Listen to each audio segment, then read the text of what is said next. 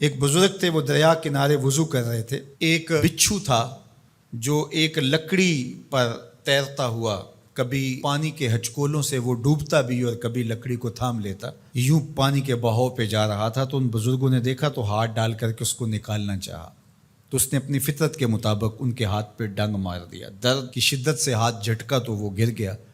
تو پھر ڈوبنے لگا تو پھر پکڑا اور پھر اس نے ڈنگ لگا دیا. 7 مرتبہ اس نے ڈنگ مارا اور آپ اس کو نکال کے 8ویں مرتبہ باہر نکالنے کی کوشش کر رہے ہیں. تو مرید نے کہا جو پاس بیٹھا تھا، حضرت یہ بار بار آپ کو ڈنگ مارتا ہے اور آپ اس کو نکالنے کے لیے کوشاں ہیں.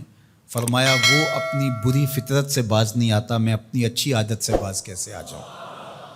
تو لوگوں کے ساتھ رویہ اچھا رکھے، وہ جو بھی رویہ رکھے. ہم کہتے ہیں کوئی اینٹ اٹھائے گا تو ہم آگے سے پتھر اٹھائیں گے، تو یہ کیا کمال ہوا. لوگ کہتے ہیں تم 1 قدم پیچھے ہٹو گے میں 10 قدم پیچھے ہٹوں گا، تو یہ کیا کمال ہوا.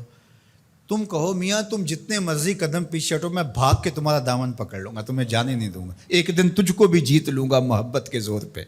ہم کہتے ہیں کہ فلاں میرے ساتھ اچھا سلوک کرتا ہے تو میں بھی اچھا کرتا ہوں، فلاں کا سلوک میرے ساتھ اچھا نہیں ہے تو ٹھیک ہے، جس طرح وہ چلتا ہے میں بھی اسی طرح چل رہا ہوں. یہ تو پھر برابری ہوئی. اگر کوئی برائی کے ساتھ معاملت کرتا ہے تو آپ بھی اس کے ساتھ ایسے ہی کرتے ہیں، تو برائی میں برابر ہے. اور اگر آپ کے ساتھ کوئی اچھا سلوک کرتا ہے تو آپ بھی اس کے مقابلے میں اچھا کرتے ہیں، تو پھر بھی آپ برابر ہیں، لیکن اچھائی میں برابر ہے. تیسری صورت یہ ہے کہ کوئی آپ سے اچھا سلوک کرتا ہے اور آپ اس سے برا سلوک کرتے ہیں، یہ بدترین صورتحال ہے. اور سب سے بہتر صورت کیا ہے کہ کسی کا رویہ تلخ بھی ہو، کسی کا انداز نامناسب بھی ہو، کوئی آپ کے ساتھ برا سلوک بھی کرتا ہو لیکن آپ اس کے ساتھ اچھا سلوک کرتے ہیں. خون کا رشتہ ہے، دودھ کا رشتہ ہے، وطن کا رشتہ ہے، ہمسائیگی کا رشتہ ہے، آپ کے ساتھ اس کی تعلق داری ہے، آپ کے آباء و اجداد کی آپس کے اندر سانجھ تھی اور آپ اس کو نبھا رہے ہیں. تو یہ ہے بہترین رویہ کہ کسی کا کوئی بھی رویہ ہو آپ اس کے ساتھ اچھا رویہ اختیار کرتے ہیں.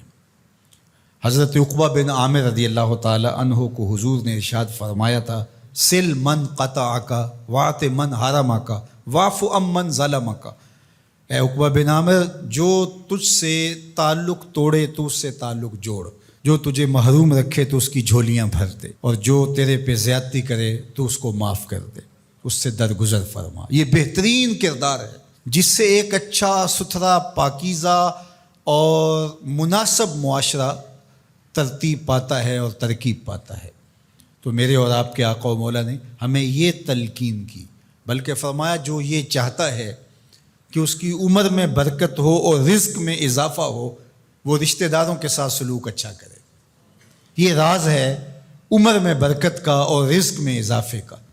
رشتہ داروں کے ساتھ اگر سلوک اچھا کرو گے تو تمہاری عمر میں بھی برکت ہوگی، تمہارے رزق میں بھی برکت ہوگی. تو ہمیں یہ تلقین کی گئی. رشتہ دار تو دودھ یا خون کی سانجھ سے رشتہ دار بنتے ہیں. کوئی عام انسان بھی ہو، ہمیں تو ان کے ساتھ بھی اچھا رویہ اختیار کرنے کی تلقین کی گئی. حتیٰ کہ آپ کے دین پر نہ بھی ہو تو آپ کی ہمسائیگی میں بستا ہے، مستامن ہے، ذمی ہے، تو اس کے ساتھ آپ کا سلوک اچھا ہوگا. آپ کا دین آپ کو یہ سکھاتا ہے. شیخ سعدی بولے، شنیدم کے مردان راہ خدا، دلے دشمنا ہم نہ کردن تنگ، تو را کے میسر شود ای مقام، کہ با دوستانت خلاف است و جنگ. میں نے سنا ہے کہ جو اللہ کے بندے ہیں وہ تو دشمنوں کا دل بھی نہیں دکھاتے. تجھے تصوف کے مراتب رفیع کیسے نصیب ہو سکتے ہیں؟ تو اپنوں سے جنگ چھیڑ کے بیٹھا ہے، تو اپنوں کے گریبان پھاڑ رہا ہے، اپنوں کی پگڑیاں نوچ رہا ہے، اور تو اپنی رشتہ داریوں کو توڑ رہا ہے. تو اپنے ہم منصبوں کے ساتھ الجھاؤ میں مبتلا ہے، اپنے ہم مسلکوں ہم مشربوں کے ساتھ تیرا الجھاؤ چل رہا ہے، تیری لڑائی چل رہی ہے. تجھے کیسے مرتبہ اور باطن کا نور اور اندر کا اجالا نصیب ہوگا؟ جو اللہ کے بندے ہیں وہ تو دشمنوں کا بھی دل نہیں دکھاتے. انسان تو انسان رہے، وہ تو جانوروں کے ساتھ بھی رویہ اچھا رکھتے ہیں کہ یہ اللہ کی مخلوق ہے. مخلوق ہونے کے ناطے سے الخلق و عیال اللہ، تمام مخلوق اللہ کا کنبہ ہے، اور اس کے ساتھ اس نے سلوک، ان کا کچھ بھی رویہ ہو.